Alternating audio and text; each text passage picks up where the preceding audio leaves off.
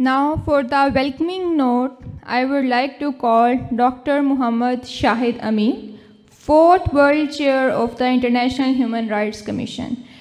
Kindly a big round of applause for him.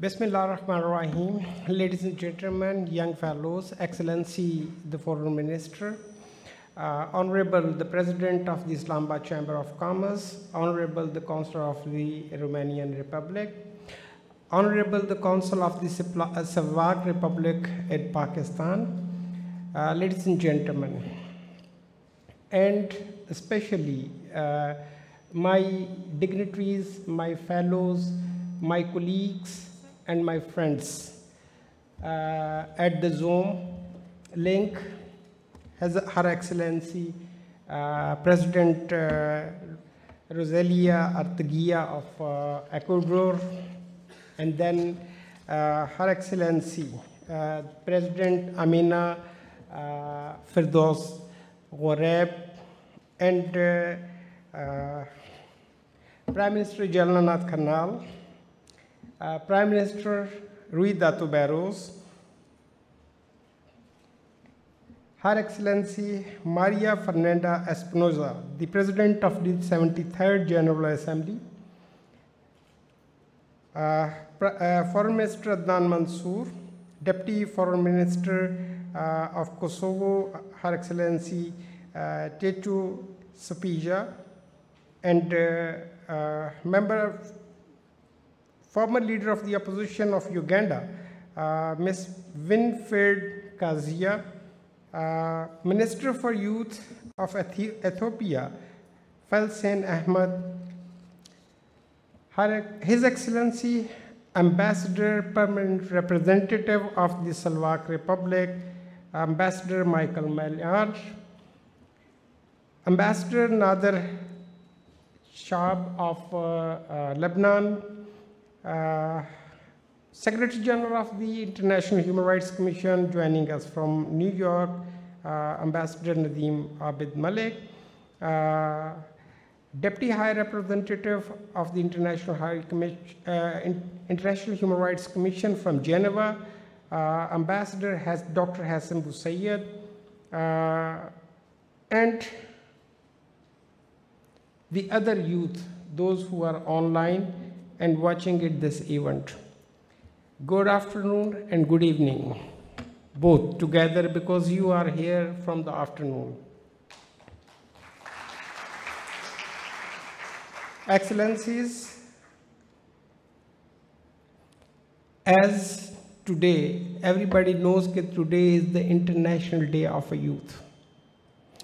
I will be leaving all of you to go into the control room to moderate that the head of the states and the ambassador, Michael, will speak to you directly to monitorize directly and moderate directly this session.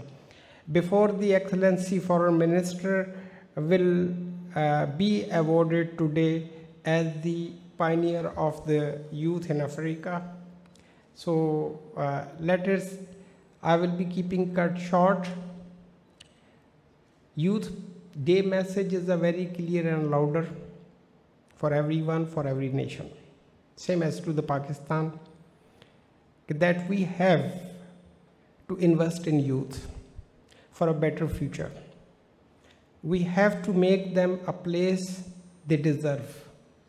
We have to flourish our ethics and invest with that ethics and morals to build a strong and positive nation of a young generation in every country. United Nations and all international organizations are working to empower youth, men and women around the world. And they are just not empowering it, they are doing it a lot for the youth, but it is the responsibility of youth to grab and catch every single moment and all the efforts what the international organization are doing. Thank you very much and have a happy International Youth Day 2022, followed by the award ceremony today for the dignitaries, those been working around the clock for their nation to uplift the youth, to uplift the women, to uplift the society for development of their own country, for prosperity of their own nation. And as we are contributing, thank you, Excellency Foreign Minister. You've been so kind, so lovely, and so respectful for us, for Pakistan. As you love Pakistanis, we love you too, Excellency Foreign Minister. Thank you to be here. In that words, I will say goodbye for the moment, and I will take the control of moderation. Will you allow me to do so? Thank you very much. Pakistan Paindawad.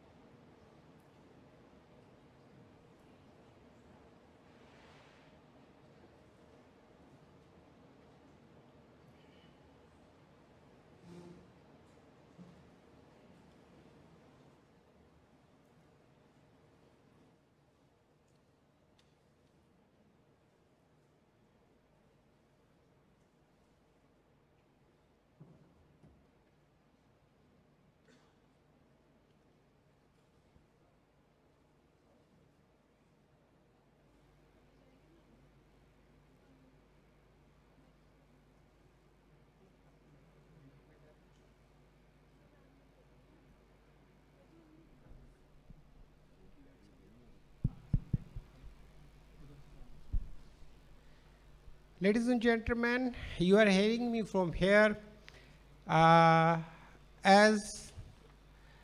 Today,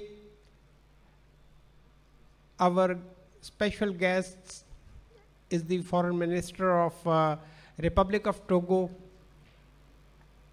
and I'm giving a floor to His Excellency Prime Minister Republic of Guinea-Bissau, Rui Dato Barros, who is also a life member of the International Human Rights Commission and eminent counsel.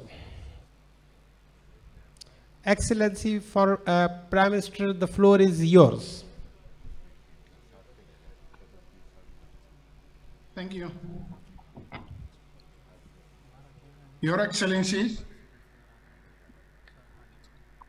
thank you, Dr. Muhammad Khan, Ambassador of Large and World Chairman of the International Human Rights Commission, for inviting me to take part in this World Youth Summit for Peace 2022. I would like to take this opportunity to thank all the members of IRRC and the staff for the hard work which make the International Human Rights Commission today a respected institution in the field of human rights protection. Thanks to the authorities of Pakistan, thanks to the participants and the audience of this summit, Your Excellencies, according to the theme of the summit, I'm going to give a short presentation on what should be the role of youth to prevent conflicts, civil wars, and build a peace in the African region. Africa, with 54 countries, is the second largest continent by geographic area and the second most populous continent globally, with about 1.2 billion people, and is the youngest of all continents, with a median age of 19.7 in comparison to the global median age of 30.4.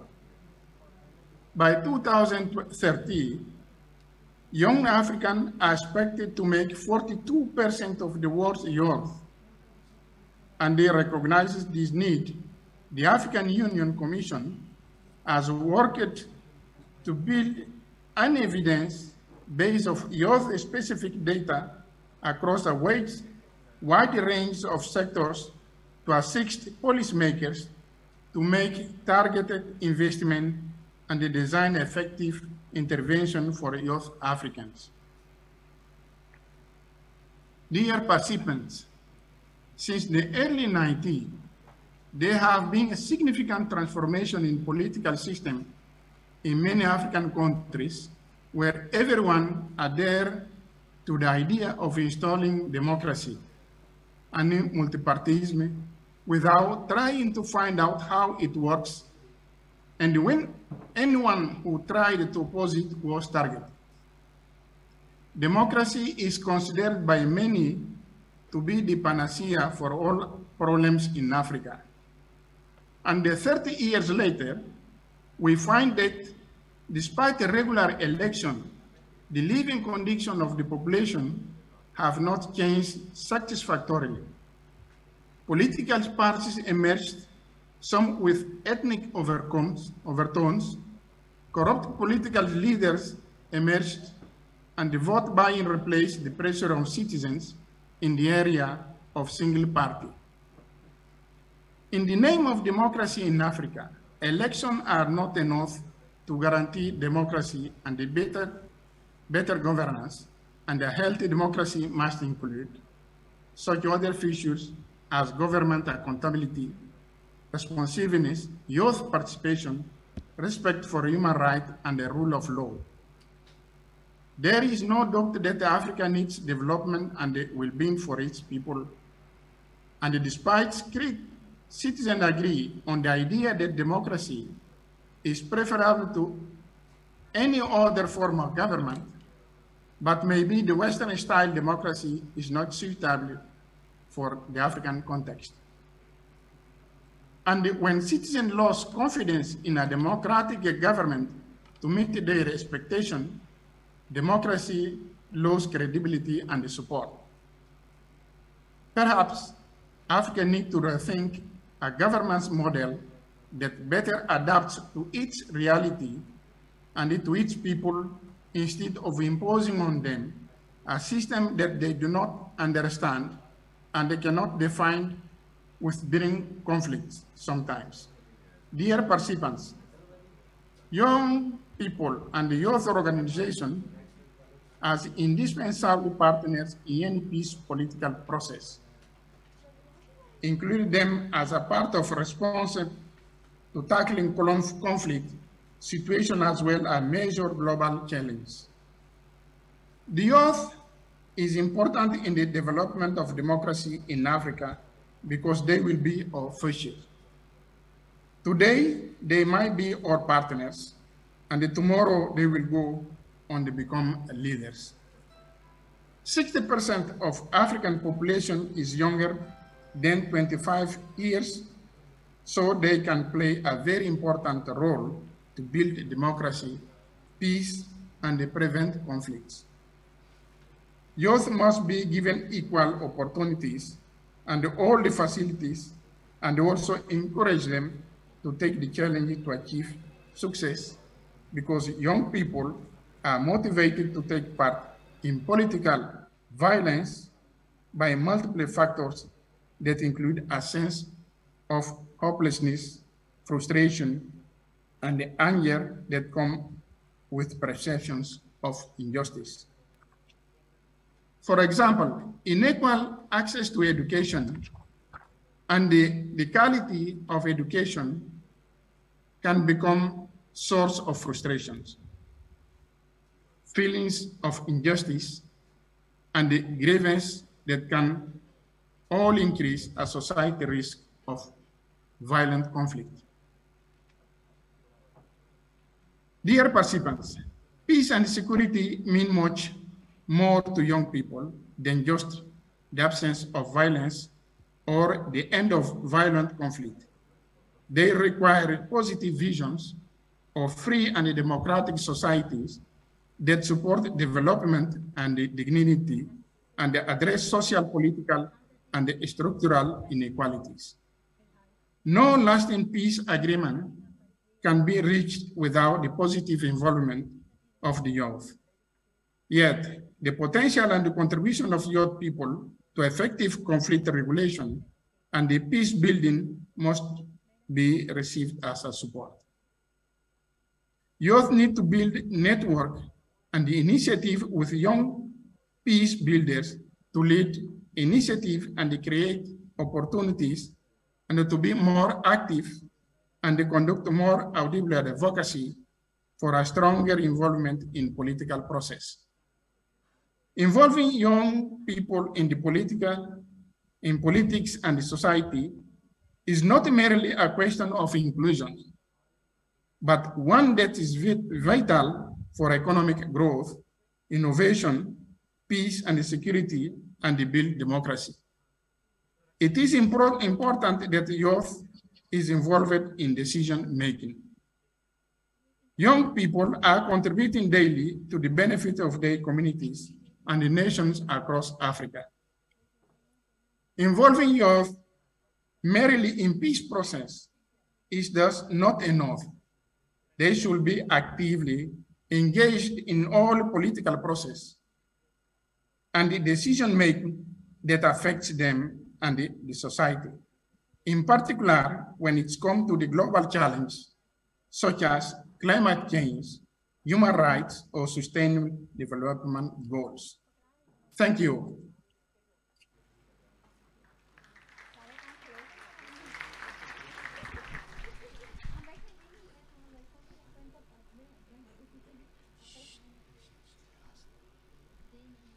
Your Excellency Prime Minister, I want to let you know that today the Foreign Minister of the Republic of Togo is getting the International Human Rights Award. You know that by the virtue of that award, you are a life member of the International Human Rights Commission. Would you like to give any message to the Foreign Minister Robert Dosey, who is sitting in front of you? Yes. Mon frère, ça va? Nous sommes avec vous. Nous sommes très honorés de savoir que vous allez recevoir ce prix. Pour nous, c'est un honneur très grand. Donc, je vous félicite encore une fois et vous les remercie. Merci. Thank you. Thank you very much, Excellency Prime Minister. God bless you and God bless the people of Guinea-Bissau. Thank you very much. Ladies and gentlemen, now it is a turn that I should invite the person who was a leader, not only leader, she was our beloved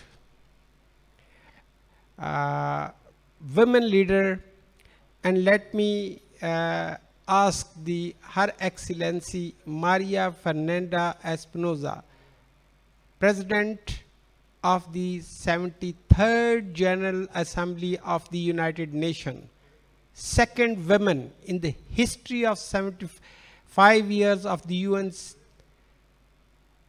to lead and to be seated as the female president of the General Assembly. Please give them a warm welcome. Your Excellency, the floor is yours.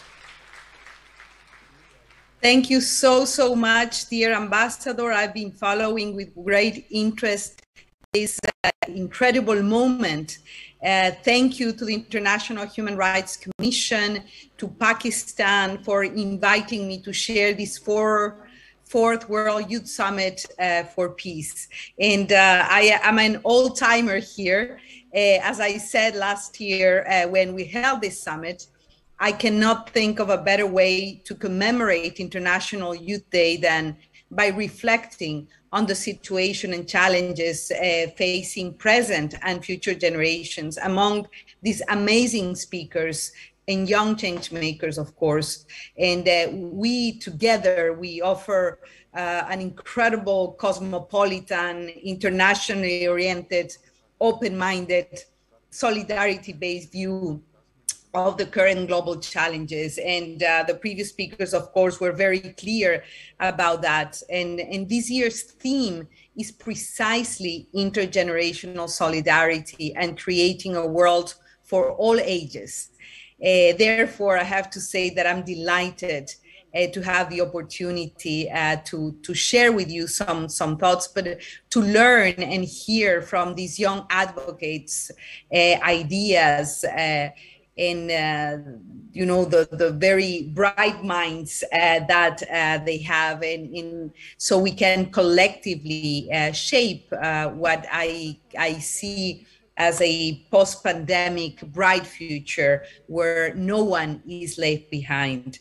According to the UN, now currently 1.2 billion young people are aged between 15 and 24 years, making them the 16% of the global population. But if we stretch the definition to those younger than 30, young people, we represent 57% of the world's population by 2030. It means, of course, that they will be the most significant portion of the population by the time that we reach the critical deadline for achieving the Sustainable Development Goals. The COVID pandemic has already, unfortunately, set us back in our progress towards achieving the 2030 agenda. And this, of course, is having and will have a profound impact today for our generation, but even worse, for future generations that have not yet been born. So the responsibility, the intergenerational responsibility we have, it's huge. Here, I think the key word is solidarity. And I strongly believe that solidarity should be understood from an intergenerational perspective, but also from a geographical, gender, faith, culture perspective. Solidarity means at the end of the day to act for the common good and the well-being of all, regardless where they live, the age they have, what they believe on, or what they look like.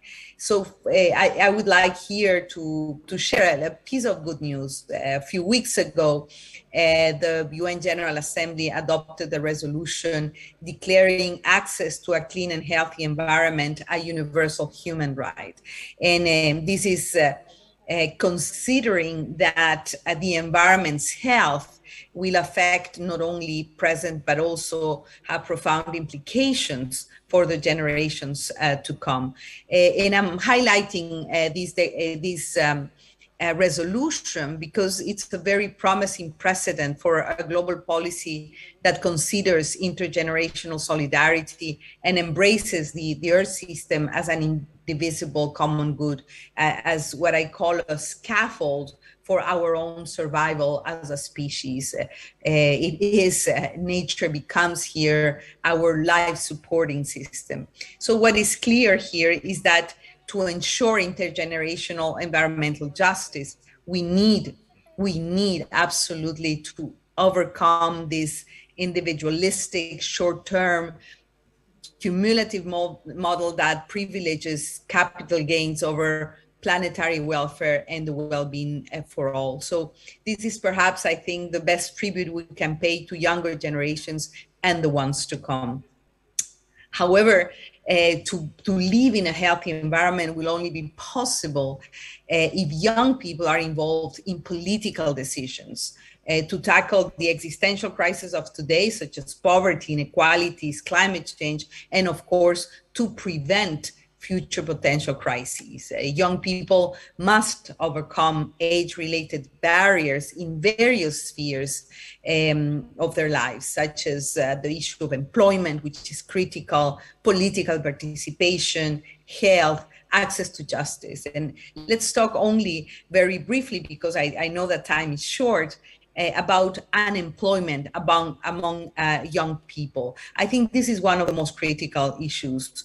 Recently, the International Labour Organization, and I think this the report just came out yesterday about unemployment in youth.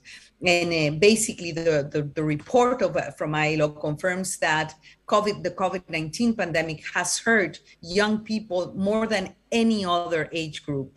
So the global number of unemployed youth is estimated to reach 73 million in 2022, a slight improvement from 2021, but 6 million above the pre-pandemic levels. The proportion of young people not in employment, not in education or training rose from 23.3% in 2019 to almost 25%. So basically, we are not complying with SDG 8 in the Sustainable Development Goals, and the numbers are not looking good. We have to be very strong about creating opportunities for youth employment. 98% of the countries have a plan to promote youth employment, but only 41% of reporting countries have implemented the strategy to foster employment opportunities for young people, especially for young women.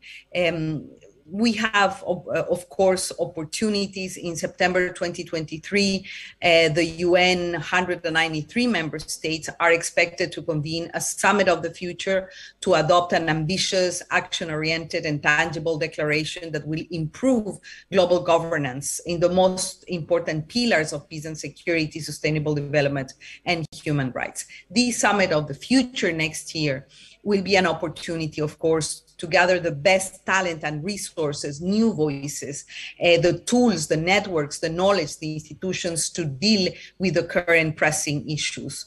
It will also be essential to turn to other forms of wisdom, especially indigenous knowledge, to tackle on indigenous young men and women. This could show us how to think about future generations without discounting the urgency, of course, of current and present challenges. I think that it's imperative that young people get involved in preparing for the Summit of the Future. I think, as I said, a unique opportunity to move towards a new global pact, a new social contract, and to build back better our world for all ages, not only rebuilding our economies, but promoting a more comprehensive reconstruction that touches all institutional scaffold, strengthens proper democratic system, encourages the inclusion of the voices of all individuals, of all social groups, and solves and addresses the needs of present and future generations. So this new global pact should be based on principles of cooperation and solidarity instead of competition, in redistribution in terms of accumulation, in social justice, inclusion and equality, and the respect and conservation of nature, of course. As you can hear, I genuinely believe in youth's transformative power. Youth involvement not only makes international politics more inclusive and democratic, but also brings a tremendous amount of innovation to strengthen and advance existing collective efforts to promote sustainable development, to respect human rights, and build equal and peaceful societies. So let me just conclude by reaffirming that we need to build upon the energy, the creativity, the motivation of youth and include them in political decision-making at all levels, at the local level, at the national level, at the multilateral international level as well, to move forward with this new social pact, new social contract that allows us to tackle the current crisis and overcome our society's structural challenges. We have all the responsibility to build more just, sustainable, and resilient societies for all ages. So happy International Youth Day. And back to you, dear Ambassador. Thank you for inviting me to be part of this celebration. Back to you, and thank you again. Thank you, Your Excellency. Thank you very much, because you are always an inspiration for the youth, not only as an second president of the UN General Assembly history, but obviously you are an inspiration in the all ages, from my age to the young ages. So thank you very much for your contribution, and stay with us until the award ceremony will be held shortly after the few speeches. Thank you. Ladies and gentlemen, now I have to move towards His Excellency Ambassador Nader Shah. He is here, and Mr. Ambassador, the floor is yours. But I think your camera is not appropriate to be in, if you will put it the camera. Yes, hello, dear President. Tilt kar dein camera ko. Oh, sorry, make it the tilt, Excellency Ambassador. Tilt, yeah, it's, put it. Yeah. 1 second is better. Yes. Yeah, let's. Thank you. Floor is yours, Mr. Ambassador. Honorable Chairman and my dear fellow youth, I apologize not to be with you today due to an unforeseeable reason, and I choose not to leave this option to participate virtually. Otherwise, I was ready to be in the summit. If the youth of today are the leaders of tomorrow, as the great Nelson Mandela used to say, then I'd like to address this speech to the youngsters who power shape the world and hold the future in their fingertips. Since from well said to well done, miles stand in between. Throughout my ambassador's role and speech, predominantly based on experience rather than a theory, I intend to inspire each and any of you to fight for what you believe is right. and not what the other told so. By doing what we have been told to do, we are becoming puppets, controlled by strings in someone else's hands. And in fact, we are smarter, wiser, and times more capable than that. Instead of being voiceless executors of someone else's order, we have own voice to scream. Instead of being instructed servants in favor of the higher forefronts, we have the strength to stand for ourselves. And instead of dealing with future conflicts, we have knowledge to prevent them by changing the mindset behind their creation. On the way there, the World Youth Peace Summit is not just another event in a row. It's a wake-up call that should unite the youth power from all around the globe to act as one. It's a red light signaling for immediate takeover the wheel that for a long was blindly driving us on the back seat. It's alarm that we should not snooze, telling that it's our time to take credit and responsibility for what is going on in this world. And it's a kind reminder that it's time to be the change we want to see. Some of you may say this world is full of obstacles, withholding us from the change we want to make. But in fact, this world has no obstacles, but only challenges we need to confront. The challenges we face on a daily basis are not there to withhold us, but triggers our disposable capacities to find and grow with any single battle. We may win or lose. As every generation has its own struggle, we should understand that it is ours. And what we do today is going to reflect in our tomorrow. So why living in a life outweighed by regrets instead of living a life filled with pride whenever looking back? Either of smaller or bigger proportion on national or international fronts of open battle, we should know that we are never too young to lead and neither too old to give up on what we believe is right. As nothing ever is going to come to us by itself without us asking or even without fighting when needed. We should bear in mind that the time is always right to do what we believe in, because after all, the future belongs to the ones that are willing to take it in their own hands.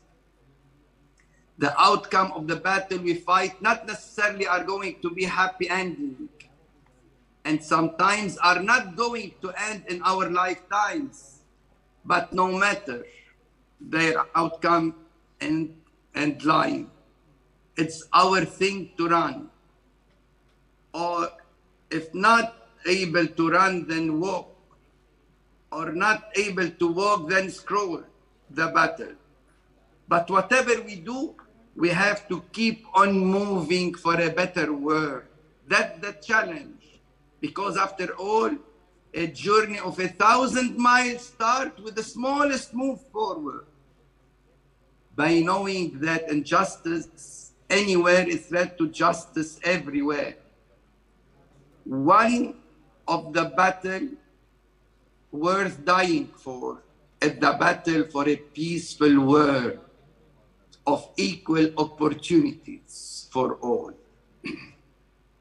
It may be the hardest battle of all, but as long as we stand together and spread knowledge instead of ignorance, kindness instead of greed, creativity instead of narrowness, and fairness instead of selfishness, nothing ever is going to be impossible, because the word itself says, I am possible. So let's make the word of peace possible, not for the others, but primarily for our own selves and the generation to come. Happy International Youth Day and all the best. Thank you very much, Excellency Ambassadors. So kind of you. While the summit is going on, stay with us. Now I'm going to give a floor to His Excellency, Ambassador Michael Mindyar, Permanent Representative of the Slovak Republic to the United Nations. His Excellency is a person who introduced in the United Nations a youth ambassadorship. He is by profession a diplomat but academic. Excellency, the floor is yours. Thank you very much, Ambassador. Excellencies, sincere greetings. I'm joining you today from the west coast of the United States. So it's an early morning here, but I'm very happy to join you on the International Youth Day alongside other distinguished speakers. And up front, I would like to offer my sincere congratulations to His Excellency, the Foreign Minister of Togo, for the important award that he's about to receive. I'm proud to join you on this occasion as we celebrate today the 4th World Youth Summit for Peace that you have organized so well. Today's opportunity is a good occasion for us to discuss many challenges young people face as they go through, so to say, the gray area between enjoying rights and protection assured to children and assuming the whole range of responsibilities of adulthood. There are approximately 2 billion young people in the world today, most of them living in the global south. In some regions, war and armed conflict make young people more vulnerable to recruitment or violence. In other areas, the challenges of poverty and unemployment or reduced unequal opportunities can lead to crime and other forms of violence. These are some of the challenges that we continue focusing in our work at the United Nations and that require our continued attention as we discuss these issues. However, young people have also shown us clearly that they have huge potential. They have the abilities and skills to be the change makers, to not only be willing, but also to be able to assume their important roles. And one of the important elements that I would like to highlight is that in every possible way and in all platforms and formats, we have to create those opportunities for young people to be directly involved, to be participating, not only at the discussions, but also at the decision making. We need to be able to listen to their points of view and to give them the necessary room, because they are not only the generation of the future, the generation of today.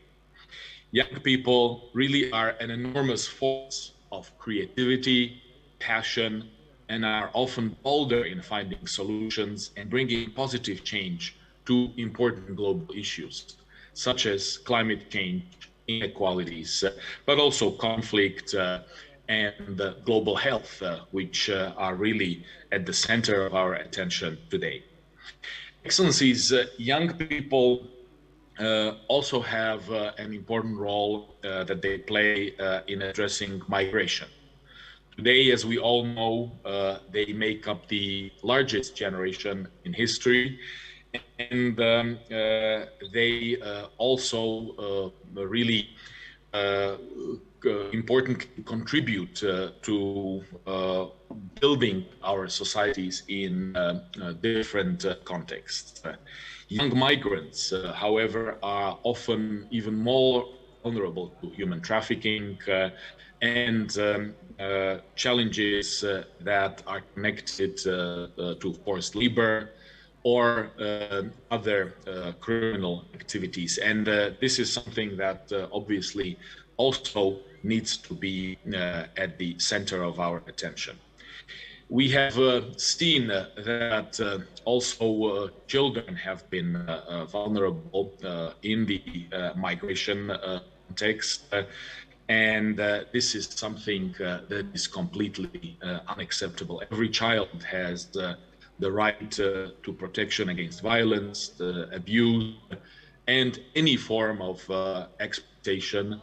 And of course, what we need to focus on in this case is creating the necessary opportunities for children in the area of education, health, and equal opportunities. I would also like to highlight that gender equality must remain on the top of our agenda.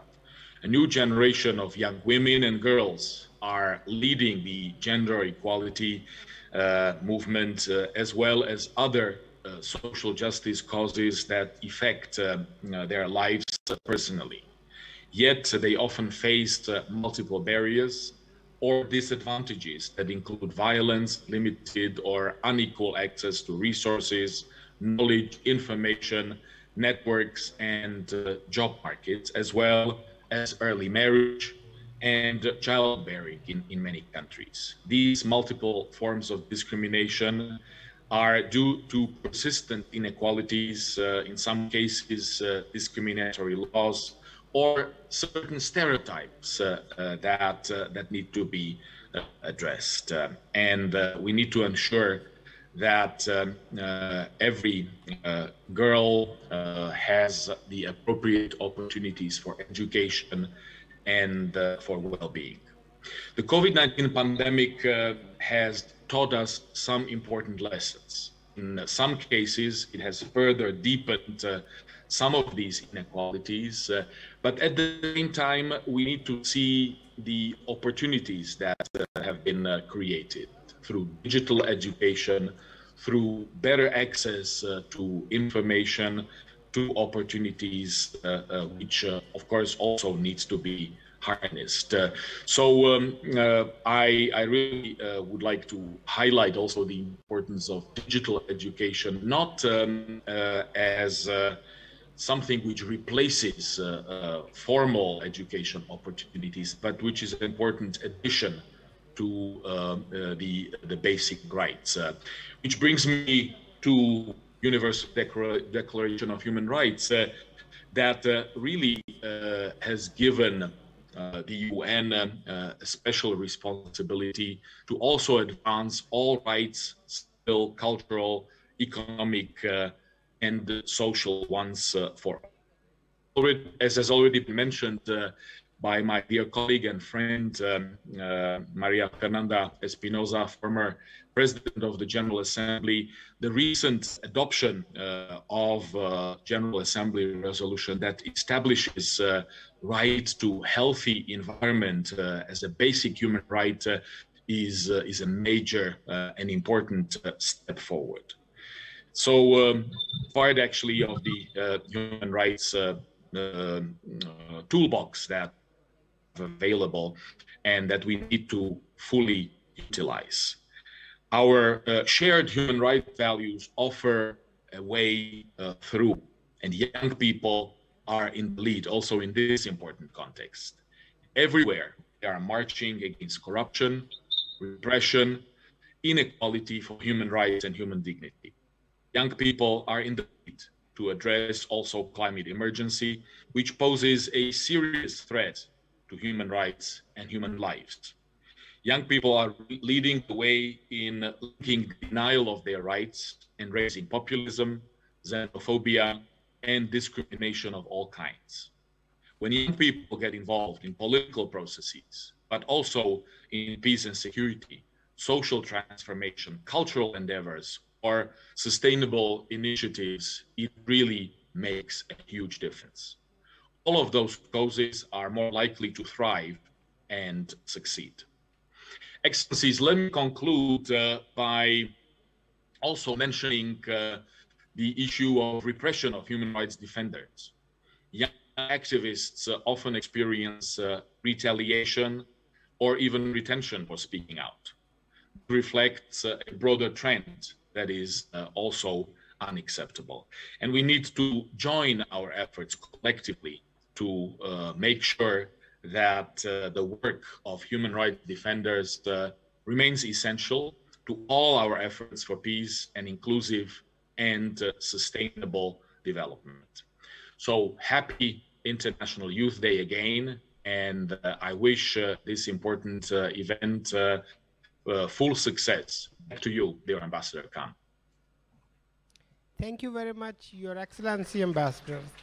You have been a very instrumental, not in your job today, but you've been very instrumental to encourage the youth with your efforts, with your contribution, encouragement in your own country. And you set so many examples for others like us. And today, when we are going to honor your consul, honorary consul is here, and I hope that recognition towards your career will reach to you. Thank you, Excellency. Ladies and gentlemen, now we have to move towards the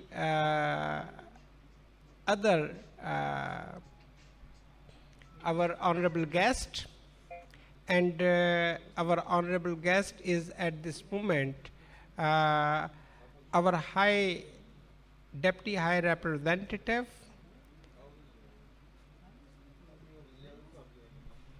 and Deputy High Representative for Geneva.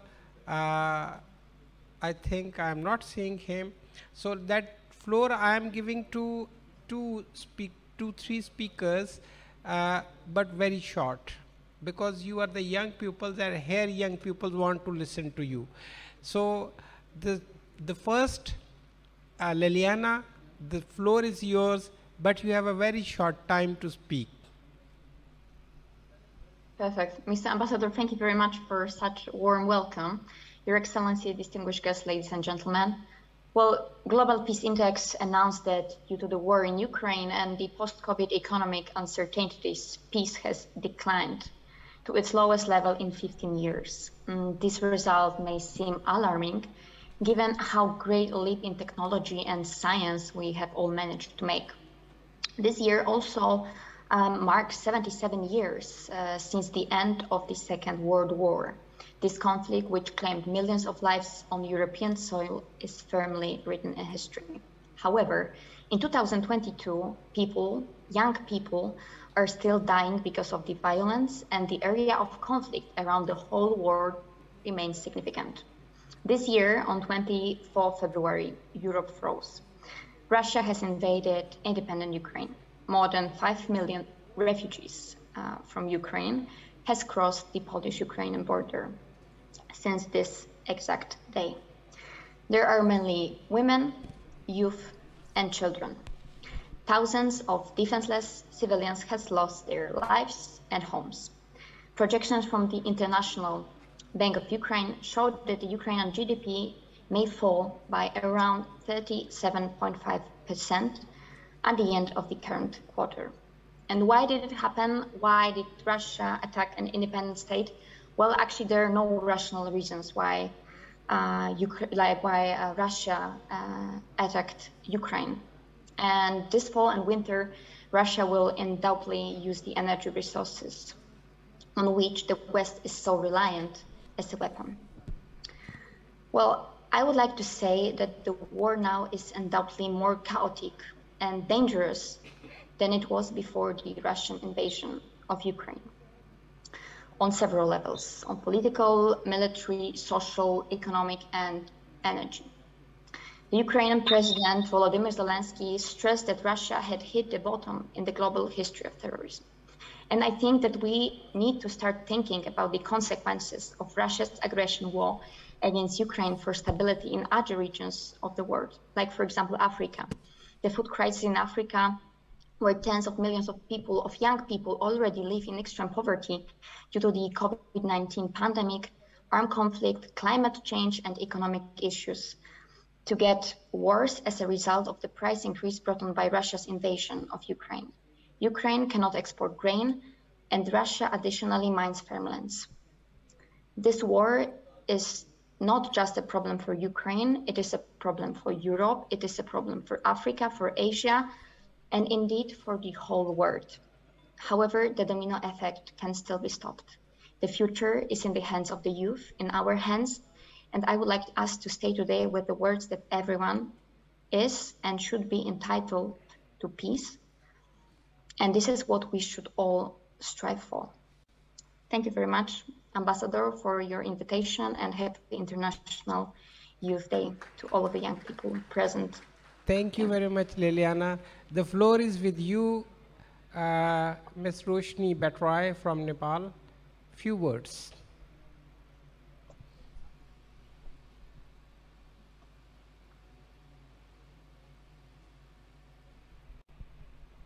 Yes, thank you so much, sir.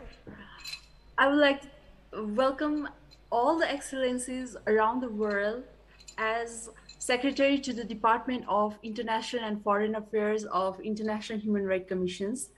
It's my greatest pleasure to be with you from the first World Youth Summit till the fourth World Youth Summit.